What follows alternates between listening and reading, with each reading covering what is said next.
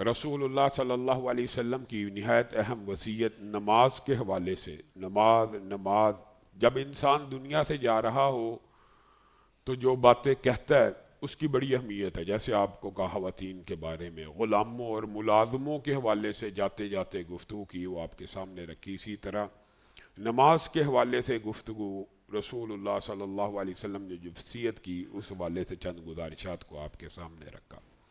وَاسْتَعِینُوا بِالصَّبْرِ وَالصَّلَاةِ کے حوالے سے چند گزارشات آپ احباب کے سامنے رکھی کہ نماز کے ذریعے سے مدد طلب کرنا.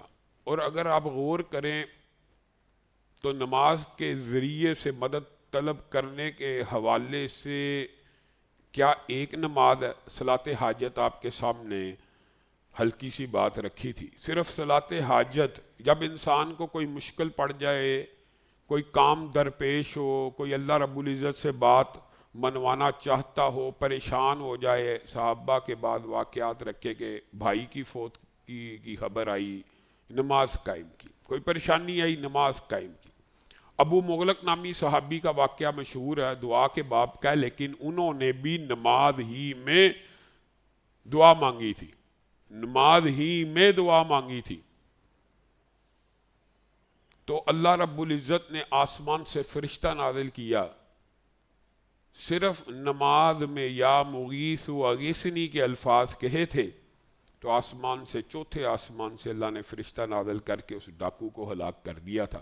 وَاسْتَعِینُوا بِالصَّبْرِ وَالصَّلَاةِ، نماز کے ذریعے مدد طلب کرنا صرف صلاۃ حاجت تک محدود نہیں ہے.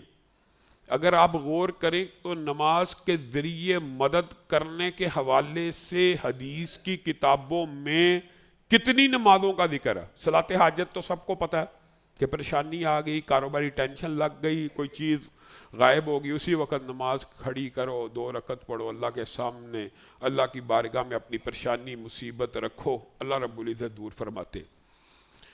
لیکن کچھ نمازوں کے نام ہیں آپ کے ذہن میں بھی ہیں، لیکن کئی مرتبہ دماغ میں وہ بات ریلیٹ نہیں ہو پاتی. صلاۃ استسقاء کا پتہ ہے؟ پانی کو طلب کرنا کس کے ذریعے؟ نماز کے ذریعے. آسمان سے بارش کو طلب کرنا، آسمان سے بارش کو طلب کرنا. ہم نے تو قرآن میں پڑھا تھا فَقُلْتُ اسْتَغْفِرُوا رَبَّكُمْ إِنَّهُ كَانَ غَفَّارًا يُرْسِلِ السَّمَاءَ عَلَيْكُمْ. استغفر اللہ پڑھو گے بارش ہوگی.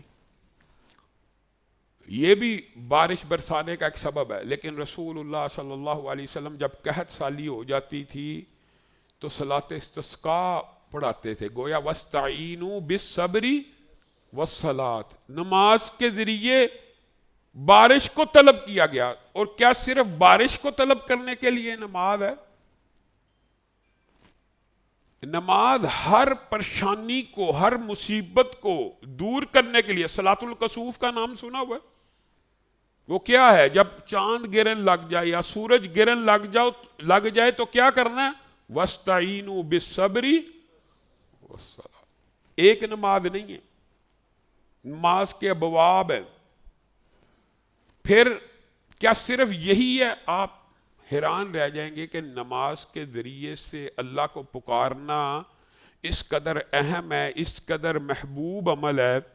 اور حقیقت بات یہ ہے کہ اس دنیا میں پہلے بھی آپ کے سامنے رکھا کہ اللہ کے ساتھ وہی تو آنی نہیں، عام انسانوں پہ وہی تو آتی نہیں.